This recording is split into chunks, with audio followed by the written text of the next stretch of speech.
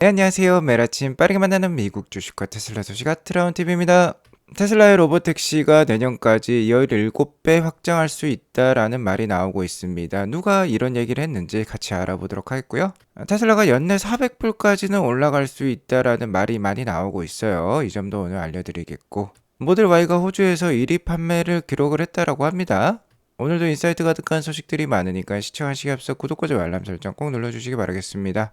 미국 장 현황부터 간략히 살펴보고 가도록 하겠습니다. 자, 오늘 유가가 뚝 떨어졌어요. 저번 주에 이란과 이스라엘 간에 드론과 미사일을 이용한 공습이 있었습니다. 자, 이스라엘이 먼저 선방을 날렸어요. 정밀 타격 공격을 통해서 이란의 고위 지휘관과 주요 핵 과학자들이 피살이 되었다라고 합니다. 자, 이에 이란이 가만히 있을 수 없겠죠. 이스라엘을 향해 대규모 미사일 폭격을 시작을 했어요. 지금은 소강 상태입니다만 아직까지 어떻게 전개가 될지 몰라요. 가장 중요한 점은 이스라엘의 우방이라고 볼 수 있는 미국이 참전한다라든지 이란과 좋은 관계를 맺고 있는 러시아라든지 중국이 참전한다라든지 이렇게 확전이 되었을 때는 굉장히 세계 증시와 경제에 안 좋을 수 있겠습니다. 일단 네타냐후 이스라엘 총재는 이란 공격 계획을 실행하기 전에 미국의 허가를 받았다라고 하고요. 미국은 이미 이스라엘 방어를 위해서 사드 그리고 이지스 체계의 미사일 요격 지원 시스템을 지원받은 상태예요. 자, 그러면서 주말까지 유가가 이렇게 급등하는 모양을 보여주었었습니다. 다만 오늘 유가가 이렇게 뚝 떨어진 것을 보면 그리고 유가 하락에 따라 증시가 크게 반등을 보여주었는데요. 자, 이런 점을 보면 어느 정도 이란과 이스라엘 간의 분쟁이 좀 소강 상태에 접어들었다라고 볼 수 있겠죠. 일단 미국의 트럼프 대통령 역시 두 국가 간의 분쟁을 멈추기 위해서 노력할 것이라는 의사를 표현을 하고 있고요. 월스트리트 저널에 따르면 이란이 미국이 이스라엘의 공격에 가담하지 않는 조건으로 핵 협상을 재개할 의사가 있다라고 합니다. 자, 이란 정부 측에서 미국과 이스라엘의 휴전을 원한다는 메시지를 보냈다라고 볼 수 있겠죠. 자, 그러면서 금일 반도체와 기술주 위주로 크게 반등하는 모습을 보여주었어요. 자, 어쨌든 이스라엘과 이란은 국경을 맞닿고 있는 곳이 아닙니다. 굉장히 멀리 떨어져 있고 이란 역시 전면전을 원하는 그런 국가는 아니에요. 이란은 그간 헤즈볼라라든지 하마스를 원격 지원을 하면서 이스라엘을 압박을 해왔는데 그러한 전략을 살펴보면 전면전으로 치닫기는 어려울 것 같다라는 생각입니다. 트럼프 역시 미국의 금리를 낮추기 위해서 미국의 물가가 특히 그리고 유가가 급등하기를 바라지 않아요. 두 국가 간의 분쟁이 심해지면 심해질수록 유가가 계속 치솟을 수 있기 때문에 이 점은 막으려고 들 것입니다. 자, 아무튼 지금보다 더 더한 전쟁 시기도 있었어요. 그게 바로 2022년 러시아 우크라이나 전쟁이었죠. 이 전쟁이 촉발한 인플레이션 때문에 미국은 급속도로 금리 인상을 했었고 이에 주가에 주는 충격이 굉장히 컸었습니다. 자, 하지만 앞서 보셨듯이 전면전으로 치달을 가능성이 작고요. 트럼프 대통령 역시 이를 원하지 않고 있어요. 자, 현재 이러한 상황 속에서 테슬라의 경우 6월 22일에 로보택시를 출시할 예정에 있고 6월 28일에는 트레일러를 통한 배송이 아니라 실제 공장에서 출하된 모델 Y가 고객에게 직접 자율주행을 통해서 인도될 예정에 있어요. 자, 이러한 티핑 포인트를 앞둔 가운데 전쟁으로 인해서 주가가 떨어진다라고 하면은 역시나 중요한 투자 기회를 준다라고 볼 수 있겠죠. 자, 나스닥은 오늘 1.5% 상승한 19,700까지 잘 올랐습니다. 다만 정고점이라 볼 수 있는 2만선에 다가서면서 강력하게 상승은 보여주지 못하고 있어요. 아무래도 작년 말부터 연초까지 2만 약 200선을 뚫어내기 위해서 굉장히 나스닥은 노력을 했지만 뚫어내지 못했습니다. 한 5차례 도전을 했었어요. 자, 그러한 저항 라인이기 때문에 이 저항 라인을 뚫어내기 위해선 강력한 모멘텀이 필요하다라고 볼 수 있겠습니다. 자, 그게 바로 금리 인하라고 볼 수 있겠어요. 이란과 이스라엘의 분쟁에 따른 유가 상승으로 9월달 금리 인하 확률은 좀 내려갔습니다. 최근에 미국의 CPI 지수라든지 PPI 지수라든지 모두 낮게 나왔어요. 자, 그렇지만 이렇게 이란과 이스라엘의 분쟁으로 유가가 급등한다라고 하면 CPI, PPI 지수 올라갈 수 있습니다. 그렇게 되면 역시나 이 금리 인하 확률은 좀 떨어진다라고 볼 수 있겠죠. 자, 전주 대비 금리 인하 확률이 64%대로 좀 하락을 보여주었어요. 다만 다행스럽게도 연내 두 차례 금리 인하 기조는 좀 남아 있습니다. 금주 수요일에 FOMC 회의가 있는데 연내 금리 인하를 두 차례 할지 뭐 한 차례 할지 아니면 하지 않을지 뭐 이런 것들이 발표가 될 예정에 있어요. 현재 미 연준의 기조는 연내 금리 인하 두 차례라고 볼 수 있겠는데요. 자, 이 기조가 유지가 된다라고 하면 주가에는 좋을 것 같습니다. FOMC 결과가 나오면 알려드리도록 하겠고요. 시장의 상승과 함께 테슬라도 1.17% 상승한 329불로 마감을 했어요. 최근 테슬라가 이란과 이스라엘의 분쟁 속에도 주가가 잘 버티는 모습을 보여주고 있는데요. 역시나 로보택시 기대감이 크게 작용하고 있다고 볼 수 있겠죠. 현재 운전석에 안전 운전자 없이 로보택시 테스트가 오스틴에서 진행이 되고 있는데 일론 머스크는 6월 22일부터 안전운전자 없이, 그러니까 웨이모와 같은 모습이라고 볼 수 있겠죠. 웨이모와 같은 형식으로 로보택시를 시작할 것이고 앞으로 2, 3년 안에 전 세계적으로 보편화된다라고 얘기를 하고 있어요. 자, 그리고 앞서 말씀드렸듯이 6월 28일부터는 이 완전 자율주행 테슬라 모델 Y가 공장에서 바로 고객의 집까지 완전 자율주행으로 배달될 예정에 있습니다. 자, 이는 흡사 스티브 잡스가 2007년경이었나요? 아이폰을 출시했을 시기와 비슷하다라고 볼 수 있겠습니다. 현재 실제적으로 미국 시장에서 로보택시를 통한 유료 서비스를 제공하고 있는 것은 웨이모인데요. 최근 LA 폭동 시위로 인해서 웨이모가 몇 대 불타면서 웨이모는 현재 서비스를 잠정 중단한 상태이긴 해요. 자, 하지만 이럼에도 불구하고 오비라는 곳에서 이 라이딩 헤일링 서비스에 대한 소비자의 선호도를 조사를 했는데요. 뭐 대체적으로 웨이모와 운전자가 타고 있는 우버를 비교했다라고 볼 수 있겠죠. 웨이모를 타본 사람들한테 아무래도 이 조사를 했을 것 같습니다. 자, 그러자 웨이모를 우버보다 더 선호한다라고 말하는 분들이 70%나 됐어요.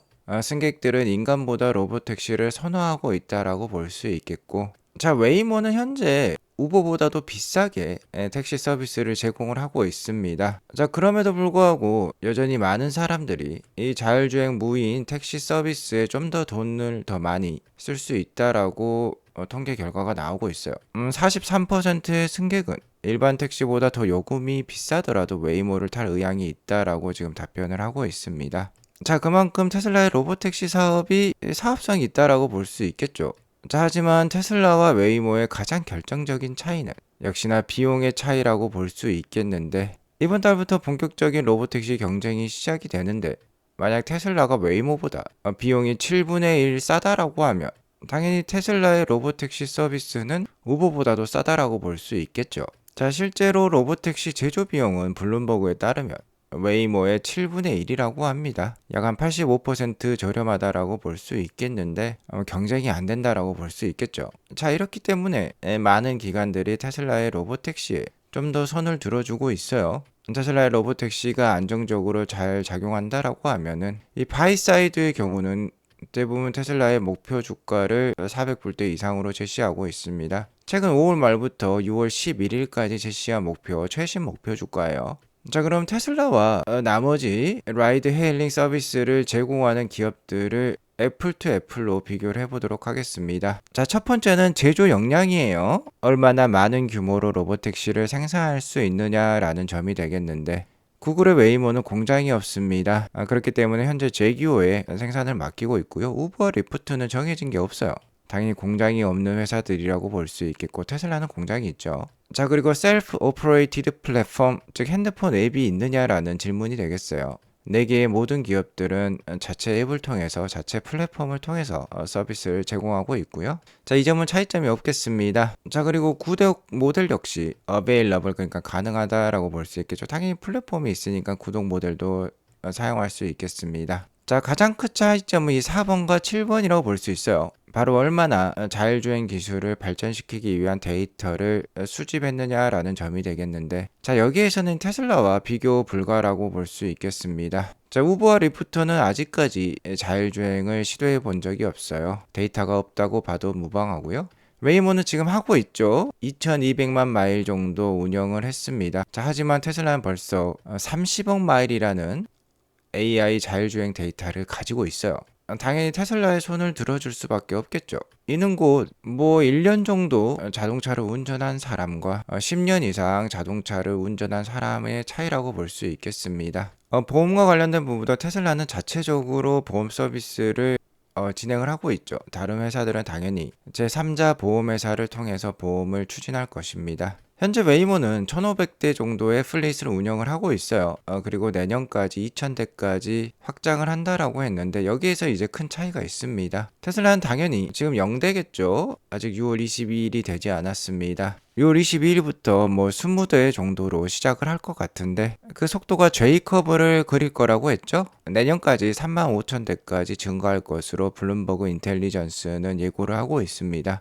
즉 17배 정도 확대될 계획에 있다라고 해요. 이렇게 되면 올해 연말까지는 테슬라의 플릿 사이즈가 약 한 2,000대 수준까지 이르를 것 같아요. 내년에는 35,000대가 되면서 웨이모와 큰 차이를 벌릴 것입니다. 역시나 웨이모와 가장 큰 차이는 규모의 차이라고 볼 수 있겠습니다. 자, 아직 우버와 리프트는 테슬라 웨이모의 경쟁 상대라고 볼 수 없어요. 아직까지 보여준 것도 없고 예고한 바도 없습니다. 우버와 리프트는 자체적인 AI 자율주행 기술이 없기 때문에 테슬라랑 웨이모 그리고 엔비디아 같은 회사에 의존할 수밖에 없는 구조인데 테슬라와 웨이모는 달라요. 자체 기술이 있는데요.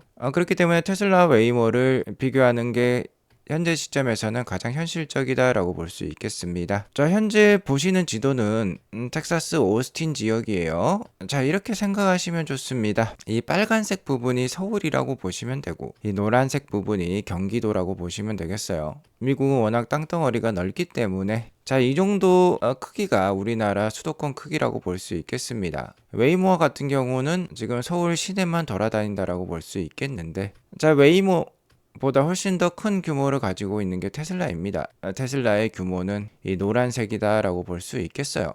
웨이모는 시내만 돌아다닐 수 있는 지오 펜스를 갖고 있기 때문에 고속도로로 운전은 하지 못하고 있는 상황입니다. 하지만 만약 테슬라가 이렇게 경기도 수준의 우리나라 수도권 수준의 자율주행 면적을 가지게 된다라고 하면 테슬라는 당연히 고속도로도 운영을 할 거예요. 로보택시를 통해서. 이미 FSD는 시내 주행과 고속도로 주행이 모두 가능한 상태이죠. 자, 이렇게 되면 당연히 사람들은 웨이모보다 테슬라를 선호할 수밖에 없습니다. 움직일 수 있는 지역이 훨씬 더 넓고요. 탈 수 있는 차량이 훨씬 더 많고 비용이 싸기 때문에 테슬라를 이용할 수밖에 없을 거예요. 자, 그러니까 내년 2026년이 되면 대부분의 투자자들과 그리고 기관들과 승객들은 이를 알아챌 것입니다. 대부분의 사람들이 알아채기 전에 빨리 투자를 단행을 해야 돼요. 일단 블룸버그 인텔리전스에 따르면 내년 테슬라 로보택시의 플릿 사이즈가 35,000대라고 제시를 했지만 일론 머스크는 100만 대까지도 가능하다라고 했어요. 이 35,000대와 100만 대의 차이는 진짜 크다라고 볼 수 있겠는데 일단 블룸버그는 테슬라가 자체적으로 운영하는 플릿 차량 수만 제시한 것 같습니다. 하지만 일론 머스크는 이 테슬라 모델 Y를 구매한 일반 고객들도 테슬라 로보택시 네트워크 사업에 참여를 할 수 있기 때문에 100만 대를 제시를 한 것 같아요. 즉 테슬라 향후 주가의 가장 큰 모멘텀은 이 테슬라 로보택시 네트워크가 테슬라 자체적인 운영에서 끝나는 게 아니라 일반 테슬라 차량을 산 고객들도 이 네트워크에 참여를 해서 수입을 올리기 시작하면은 그 플릿 규모가 35,000대가 아니라 100만 대 수준으로 훌쩍 뛰어오르면서 테슬라 주가도 크게 오를 수 있을 것 같습니다. 자, 그리고 웨이모와 또 다른 차이점이 있으니 그게 바로 안정성이 되겠어요. 테슬라의 안전성은 웨이모보다 거의 10배 수준 높은 상황입니다. 주행거리 100만 마일당 사고율이 미국 평균은 3.9번이고요. 웨이모는 1.16번이에요. 웨이모도 미국 평균보다 낮은 상황이기 때문에 자, 이런 점을 보면 기계가 인간보다 안전하다라고도 볼 수 있겠죠. 하지만 테슬라는 더욱더 안전하다라고 생각해 볼 수 있겠고요.